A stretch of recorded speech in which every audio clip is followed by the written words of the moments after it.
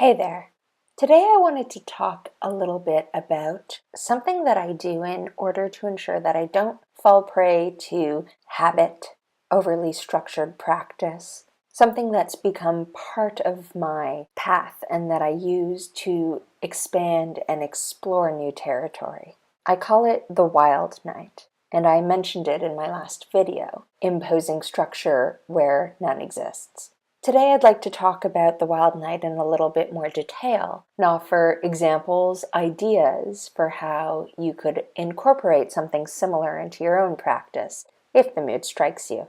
The wild night was my response to a pitfall that I think a lot of us bump into at some point or other, when we find ourselves artificially limiting what it is we do, when we stop taking risks when it comes to ritual and spellcraft, when our practice becomes too regimented or scheduled because we think we understand it. In my case, when I run into this problem, it's primarily because of the way I approach my practice.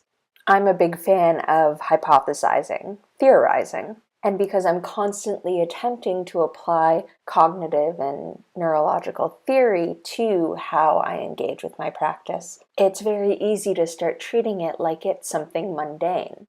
But fundamentally, my practice is a spiritual one, and for all that it can be characterized as something that serves my well-being, provides joy and balance, my path is an occult one. It's a mysterious one. And I know that I do not have it all figured out. And so when I found myself becoming too stringent, too strict, and rejecting ideas before I tried them because I couldn't think of a mechanism by which they might work or through which I could engage and benefit from them, I developed the wild night, which is an evening wherein I go out of my way to violate the structures that I usually have in place, which helps support most of my practice. I try things that I frankly can't necessarily imagine working. I behave in a manner that is risque, and the particular means by which I violate my norms change from wild night to night. But every one of those nights does share an overarching theme, and that is the attitude with which I approach it. The wild night is experiential and self-indulgent. I expect an experience, not necessarily that any spell I cast while engaged in it will work. But the reality is I rarely actually engage in outright spellcraft. The night is for me more ritual than spell. It is an opportunity and a means to break barriers and tap into the woo. Because of the way I approach the wild night, I found that it is an ideal time for contact work, for invocation, for divination, or staring into the abyss.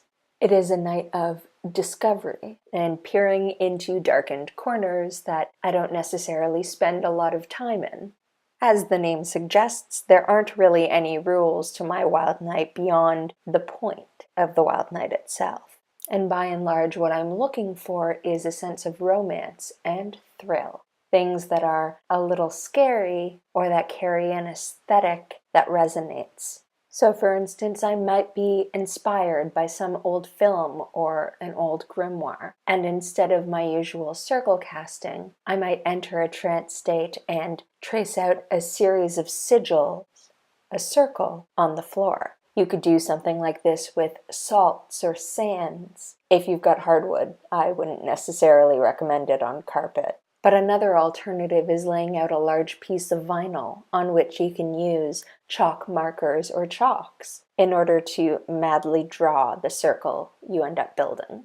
Because the focus of this sort of night is experiential, personal, it involves discovery and trekking into territory you're not comfortable with, the sorts of things that are ideal if you're interested in working a spell rather than a ritual per se, would be attempting something that you otherwise don't think would work. Something whose success would violate your expectations so boldly that it's not really something that you're necessarily willing to engage in during the course of your normal ritual practice. The wild night is a time to go whole hog on that sort of thing, though. And once again, while you're doing so, I do think that Well, in my case, my best times have occurred when I am not focused on the outcome of the spell itself, but rather on the process. And so frequently, my wild nights are incredibly sensual and self-gratifying experiences. One way to tap into this involves some form of sensory deprivation. So you could put together a collection of tools and items that you would like to use over the course of your ritual, and then blindfold yourself and do everything in the dark.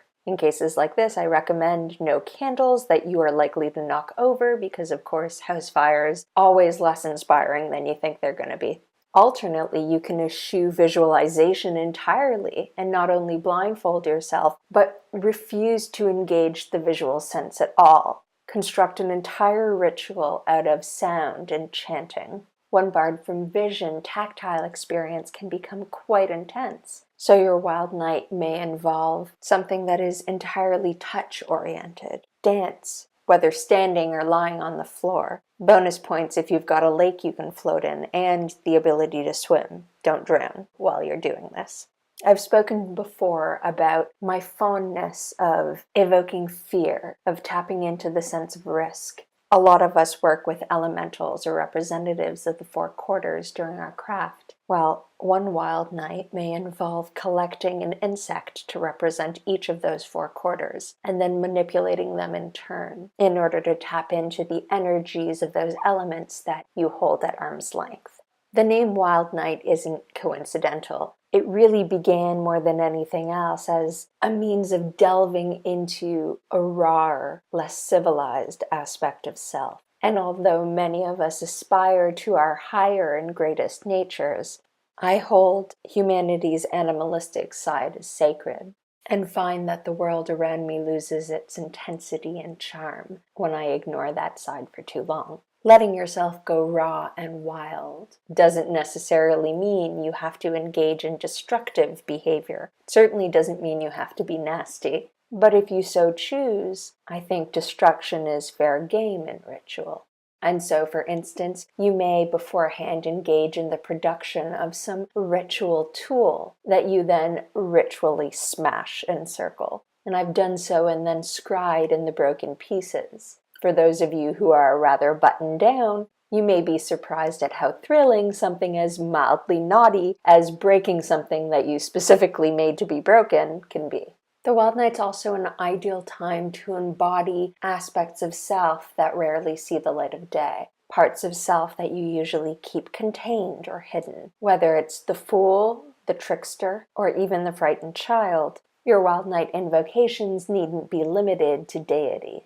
Speaking of invocation, evocation is also fair game during the wild night for me. And next on my list is very much the calling of entities that otherwise I wouldn't call upon. The overarching structure of ritual itself is something that can be turned upside down as well. If you only ever work in circle, work without a circle, or work outside of one, using it instead as a receptacle for energies that you call, and body blocking those energies you don't want involved yourself. Unconventional aesthetics, unconventional tools, all of these can be used to great effect during this sort of night. And again, because your entire approach is to hell with it, let's give it a shot, and have fun doing so, the only real constraint here is doing anything that speaks to you. As far as warnings go, beyond simply not doing anything so reckless that you're likely to get hurt, like drowning, I will mention that opening oneself up to the capacity to fear and the capacity to engage in actions without skepticism or advanced judgment does mean that from time to time, things may get a little too intense or too real for you. If that occurs, all you need do is remind yourself that you have the power and the capacity to pull back and re-engage your influence over your surroundings, and thereby dispel anything that's gotten out of hand. Now, I'm aware that there will be people out there who think this sort of thing is unwise, who believe that some of the things that one may get up to during this sort of night do invite too much danger. But the appeal of risk and intensity are fundamental to my own practice. And I'm never more connected to my path than when I find myself shoved down a road I didn't anticipate visiting. And yes, from time to time, there is a cost that is not unsubstantial, but I've yet to regret paying that cost or taking a risk. It's such common wisdom that it's practically a trope at this point, that we grow most when we're out of our depth. And for me, that's very much what the Wild Night's about. Cutting all ties and all limitations and accepting whatever happens.